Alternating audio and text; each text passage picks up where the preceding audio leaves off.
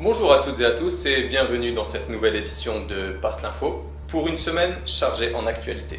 Bonjour à tous. En effet, dans l'actualité nationale, nous développerons un sujet sur le boycott de la Corse selon l'essayiste Bernard-Henri Lévy.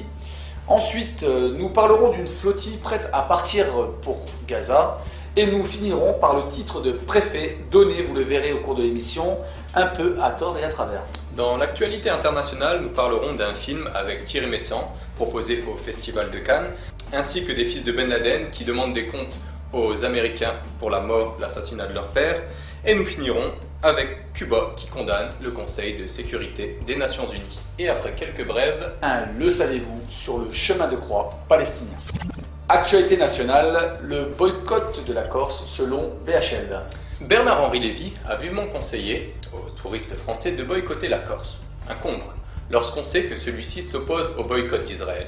En effet, suite à la diffusion d'un reportage sur la chaîne Canal+, M. Lévy a dit « Et ce qui n'aurait pas lieu, par exemple, face à certaines situations, de boycotter le tourisme en Corse pendant un certain temps. Si vraiment la Corse c'est ça, si vraiment c'est la Sicile puissance 10. » Dans ce reportage, le socialiste Vincent Carlotti précisait qu'en Sicile, la mafia détenait les rênes de l'économie, tandis qu'en Corse, celle-ci est, je cite, au centre de la politique.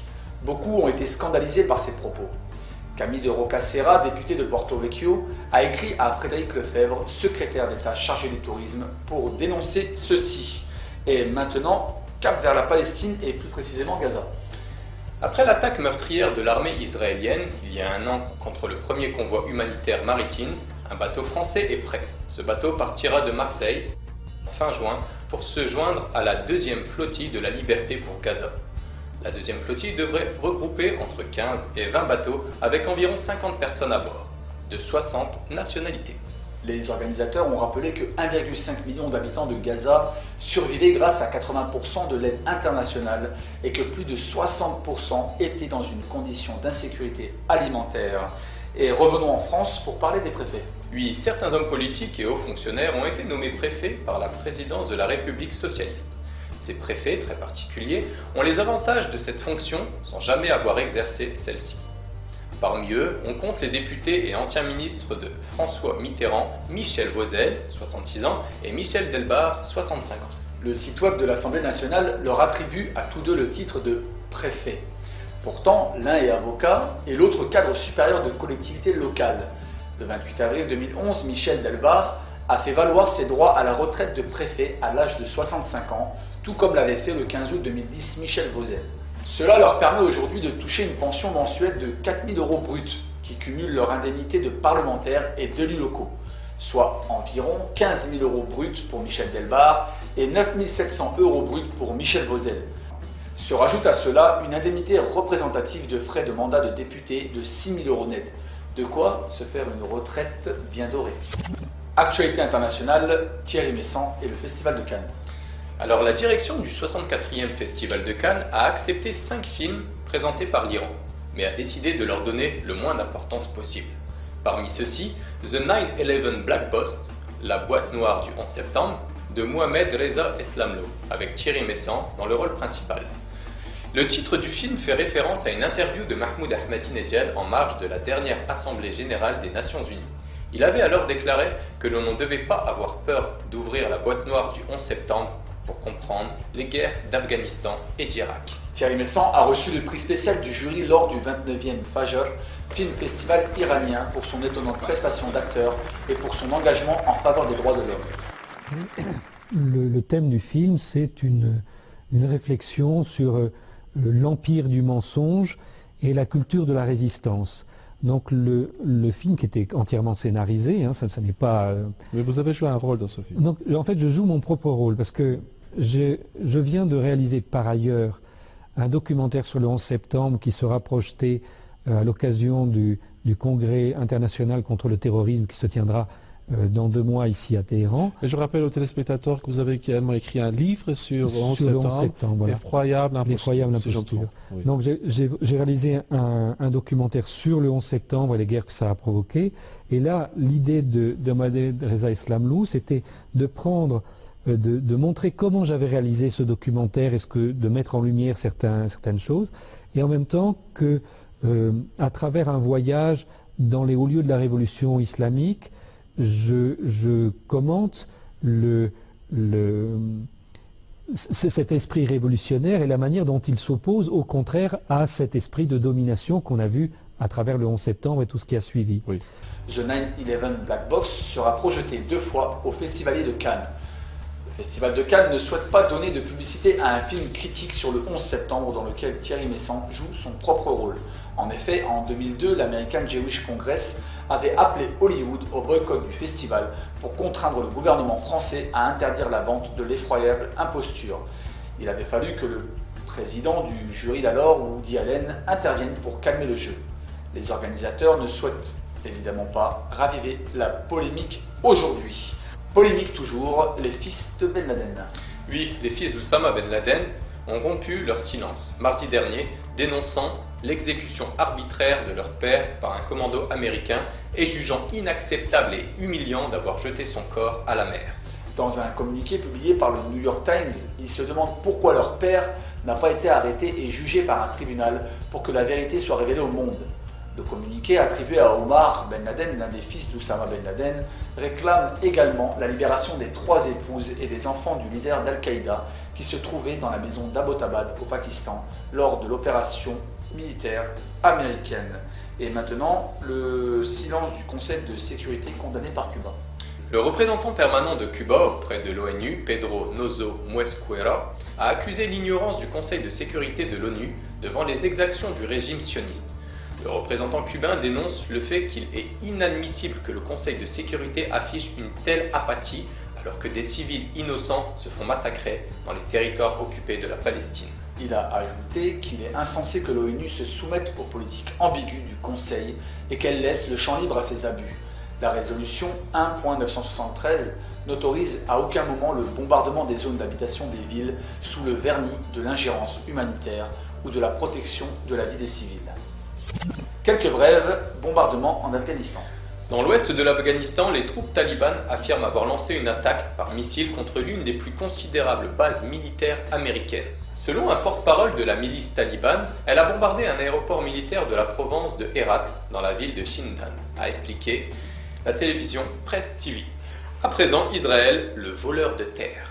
Oui, un rapport publié par le Bureau des Nations Unies pour la coordination des affaires humanitaires, l'OCHA, a confirmé que l'État sioniste a confisqué près d'un tiers des terres de Jérusalem-Est depuis leur occupation en 1967 jusqu'à aujourd'hui. Arnaque, la plus grande fraude selon Jeannette Tavakoli. Aux États-Unis, Jeannette Tavakoli, une spécialiste de la finance structurée, dénonce le système de centaines de milliers de procédures de saisie immobilière initiées par les banques et qui se sont avérées juridiquement nulles. Les établissements bancaires ayant falsifié des documents ou incapables de produire les documents légaux ont établi la validité des créances. Plusieurs banques ont dû stopper les procédures. Pour Madame Tavakoli, le renflouement de Wall Street, en permettant de masquer les pertes, a dissimulé la plus grande fraude de l'histoire, au profit de banquiers qui auraient accordé des crédits frauduleux, se mettant bien sûr volontairement dans l'illégalité. Bref, sur l'Égypte maintenant, interrogatoire reporté. Alors Hosni Moubarak, l'ancien président égyptien, a été interrogé par des enquêteurs à l'hôpital international de Sharm el-Sheikh, où il est soigné depuis le 12 avril. Selon le site web du journal local El Ahram, M. Moubarak était très agité et se serait même évanoui, après avoir nié toute accusation le concernant. Les enquêteurs ont dû suspendre l'interrogatoire.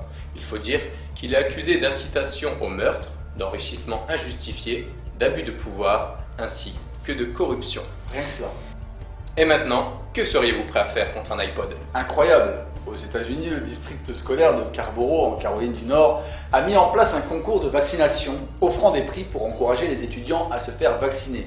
Selon le site internet de Carrboro, pour chaque vaccin, un étudiant recevra une participation à un tirage au sort pour gagner un iPod ou un ordinateur portable. Les étudiants qui se feront injecter tous les vaccins recommandés, dont le papillomavirus humain, auront droit à des tickets supplémentaires et ainsi plus de facilité de gagner que les autres étudiants. Le saviez-vous, le chemin de croix palestinien? Le 15 mai est le jour anniversaire de la création de l'État d'Israël. Il est commémoré par les Palestiniens comme étant le jour de la catastrophe, appelé en arabe la Nakba, car c'est en ce jour que le peuple de Palestine a été chassé de ses terres et spolié de ses droits. Ces dernières années, au moment des fêtes de Pâques, des pèlerins chrétiens se rendent sur cette terre afin de se recueillir et de prier là où a vécu et souffert le Christ. Il existe une tradition appelée en latin Via Dolorosa, le chemin douloureux, le calvaire que selon la doctrine chrétienne, Jésus a parcouru avant d'être crucifié.